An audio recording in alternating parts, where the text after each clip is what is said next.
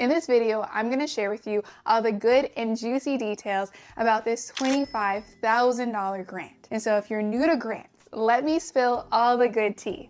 Grants is debt-free funding, which means that if you win a grant, it acts like free money because you don't have to pay it back, which makes it better than traditional types of funding like business credit and loans. With those types of funding, you not only have to pay back the money, but you often have to pay interest. And depending on the type of APR you get, you could be owing the bank or another lender 15 to 20% of the money you borrowed. You don't have to worry about any of that hassle when it comes to grants. And so when it comes to grants, you can get this money from a variety of different sources. You can get it from the government on the federal and state level. You can also get it from nonprofit organizations and foundations. And then lastly, we have the third category on where you can get grants, and that's from corporations. So really large corporations, think Fortune 500 companies, are willing to give thousands to hundreds of thousands to support small business owners just like you. And so I have a free business grant checklist that walks you through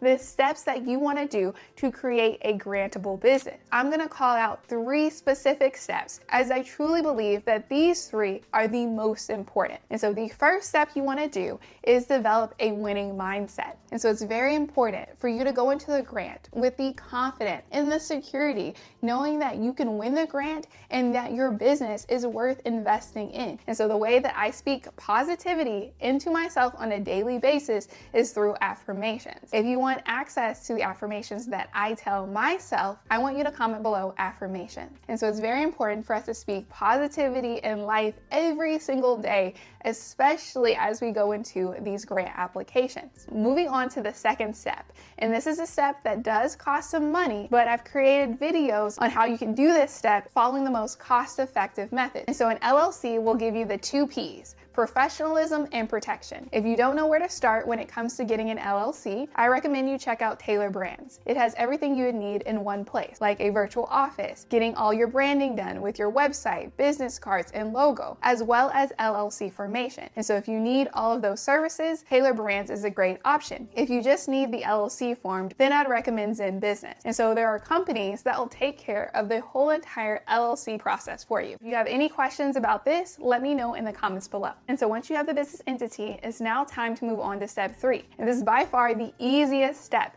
and that is opening up a business checking account. And one of the best ones for online businesses is Bluevine. They're able to connect you with business credit cards, business lines of credit, and SBA loans. You can find all the information on Bluevine linked in the description below. If you made it to this point, congratulations. You have the foundation of a grantable business. And so the grant sponsors are looking for small business owners or social enterprises that have created products, services, or business models that have a positive social or environmental impact on their community. In other words, you need to be able to clearly explain how you are adding value to the people in your community. And the way that you're going to communicate your involvement is by filling out their grant application, which has been broken up into 3 parts. The first part is going to ask general questions about you and your business. And so what I would recommend is that you have your business binder right where you can access it quickly. And so some things in your business binder should be your EIN,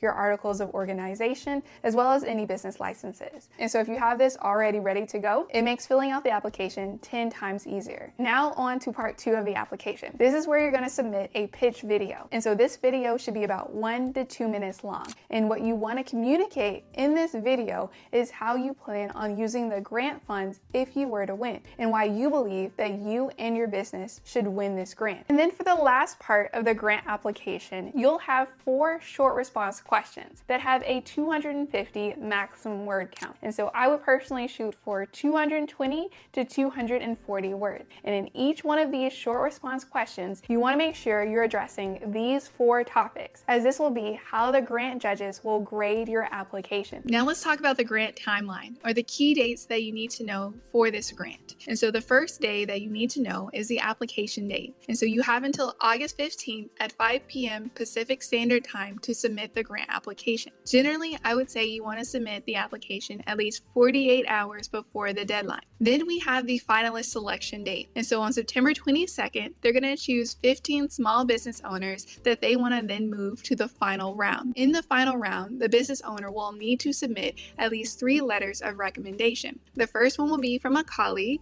the second one will be from a funder or operational partner, and then lastly, they'll need to submit a letter of recommendation from a person that has been positively impacted by their business. And so I have done the work of putting together the key information about this grant in a Word document and included it in the step-by-step grant playbook, which you can access in the description below. And so if you found it helpful and if you found this video helpful, like, subscribe, and share this video with a friend. Now let's talk about some of the eligible grant expenses. And so what you should know about this grant is that it's an open grant, which means that you can spend the money on anything you want to in your business to grow your business. I do want to give you some ideas so that if you do connect with one, you can include it in your grant application.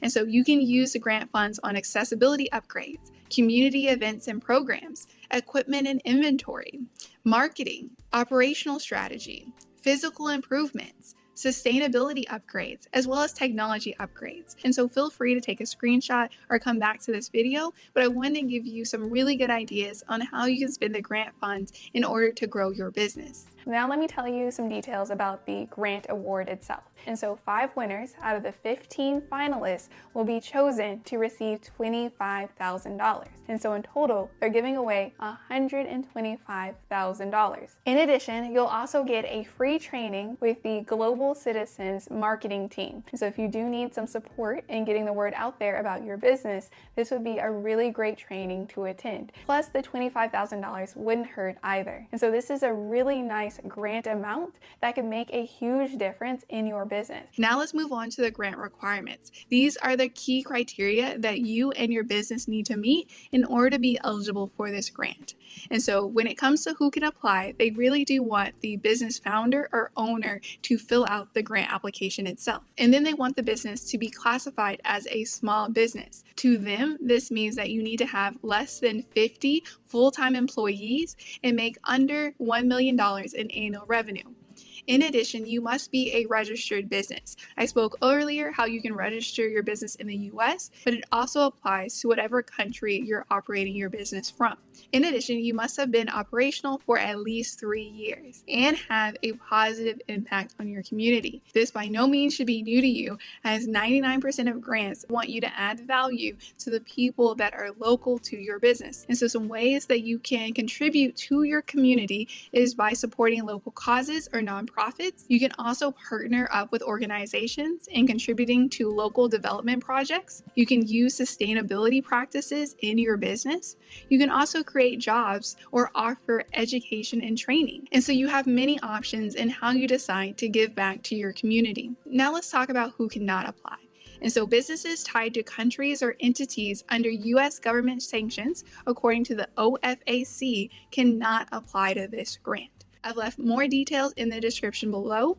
Feel free to see if your country is on that list. But if your country is not on that list, you can apply to this grant, which means that you don't have to be a U.S. citizen or a U.S. resident, which makes this grant an amazing opportunity. And then lastly, when it comes to who cannot apply, you cannot be a franchise or part of an international or national chain. In addition, you cannot be a nonprofit organization.